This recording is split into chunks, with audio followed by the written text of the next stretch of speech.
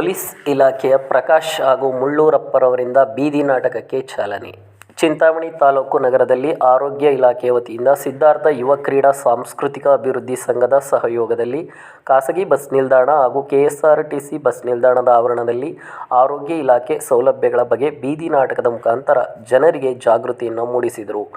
ಈ ಒಂದು ಕಾರ್ಯಕ್ರಮದಲ್ಲಿ ಪೊಲೀಸ್ ಇಲಾಖೆಯ ಪ್ರಕಾಶ್ ರವರು ಮಾತನಾಡುತ್ತಾ, ಆರೋಗ್ಯದ ಜೊತೆಗೆ ನಮ್ಮ ವಾಹನ ಚಾಲನೆಯು ಮಾಡುವಾಗ ತಲೆಗೆ ರಕ್ಷಾಕವಚವಾಗಿ ಹೆಲ್ಮೆಟ್ ಅನ್ನು ಧರಿಸಬೇಕು. ವೇಗವಾಗಿ ಚಲಿಸದೆ ನಿಧಾನವಾಗಿ ಚಲಿಸುತ್ತಾ ನಮ್ಮ ಕುಟುಂಬದ ಒಳಿತಿಗಾಗಿ ಬಾಳಬೇಕು. ಕುಟುಂಬದ ಸದಸ್ಯರಿಗೆ ನೋವಾಗದಂತೆ ತಾವು ನಮ್ಮ ಪೊಲೀಸ್ ಇಲಾಖೆಯ ಸೂಚನೆಗಳನ್ನು ಮತ್ತು ನಿಯಮಗಳನ್ನು ಪಾಲಿಸಬೇಕೆಂದು ಹೇಳಿದರು. ಇದೇ ಸಂದರ್ಭದಲ್ಲಿ ಇಲಾಖೆಯ ಮುಳ್ಳೂರಪ್ಪರವರು ಮಾತನಾಡುತ್ತಾ, ನಗರ ಮತ್ತು ಗ್ರಾಮೀಣ ಭಾಗದಲ್ಲಿ ಅತಿ ವೇಗವಾಗಿ ವಾಹನಗಳನ್ನು ಚಾಲನೆ ಮಾಡುತ್ತಾ ಸುಮಾರು ಜನ ಯುವಕರು ಸಾವಿಗೀಡಾಗುತ್ತಿದ್ದಾರೆ. ಕುಟುಂಬಕ್ಕೆ ಆಧಾರ ಸ್ತಂಭವಾಗಿರ್ತಕ್ಕಂಥ ಯುವಜನರು ಅವರ ಜವಾಬ್ದಾರಿಗಳು ತಿಳಿದು ವಾಹನವನ್ನು ಚಾಲನೆ ಮಾಡಬೇಕೆಂದು ನುಡಿದರು. ಇದೇ ಸಂದರ್ಭದಲ್ಲಿ ಆರೋಗ್ಯ ಇಲಾಖೆಯ ಕಾರ್ಯಕ್ರಮಗಳು ಕಡುಬಡವರಿಗೆ ಮೂಲ ಸೌಲಭ್ಯಗಳು ಸಿಗಬೇಕೆಂದು ಹಾಗೂ ರಾಷ್ಟ್ರೀಯ ಗ್ರಾಮೀಣ ಆರೋಗ್ಯ ಅಭಿಯಾನ ಕಾರ್ಯಕ್ರಮದ ಅಡಿಯಲ್ಲಿ ಸಿಗುವ ಹಲವಾರು ಕಾರ್ಯಕ್ರಮಗಳನ್ನು ಜನರು ಉಪಯೋಗಿಸಿಕೊಳ್ಳಬೇಕೆಂದು ಹಾಗೂ ಆರೋಗ್ಯದಿಂದ ಬಾಳಲು ಹಾಗೂ ನಮ್ಮ ಆರೋಗ್ಯ ನಮ್ಮ ಕೈಯಲ್ಲಿ ಎಂಬ ಧ್ಯೇಯವನ್ನು ಮರೆಯಬಾರದು ಎಂದು ತಿಳಿಸಿದರು. ಈ ಕಾರ್ಯಕ್ರಮದಲ್ಲಿ ಮಂಜುನಾಥ್, ರಾಷ್ಟ್ರ ಪ್ರಶಸ್ತಿ ಪುರಸ್ಕೃತರು, ಪೊಲೀಸ್ ಇಲಾಖೆಯ ವೇಣುಗೋಪಾಲ್ ಹಾಗೂ ಕಲಾವಿದರು ಈ ಒಂದು ಕಾರ್ಯಕ್ರಮದಲ್ಲಿ ಭಾಗವಹಿಸಿದರು. ವರದಿ SVM ನ್ಯೂಸ್, ಚಿಂತಾಮಣಿ.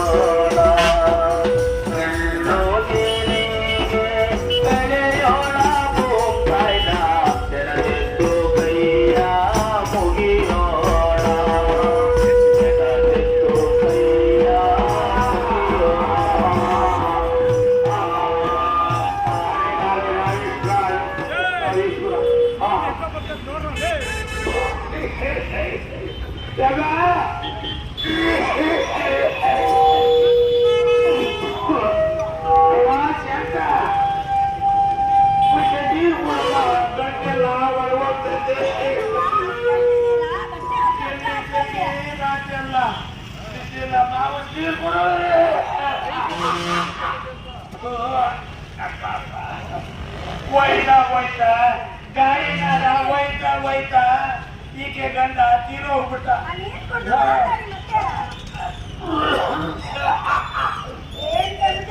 ವಯಸ್ಸು ಬಂದ ಮಗ ಗಂಡ ಇಲ್ಲ, ನನಗ ಅವನಷ್ಟು ಊಟ ಹಾಕೋ ಮಗ ತೀಕ್ ಹೋಗ್ಬಿಟ್ಟ.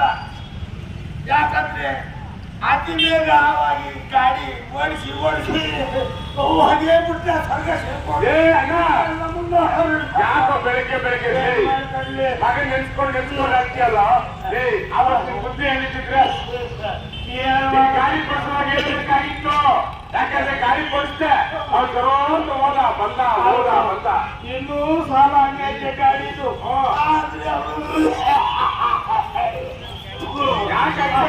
ಜಾಸ್ತಿ ಜೋರಾಗಿ ಓಡಿಸಿ ಹೋಗೇ ಬಿಟ್ಟ ಸ್ವರ್ಗಕ್ಕ ಮಗ.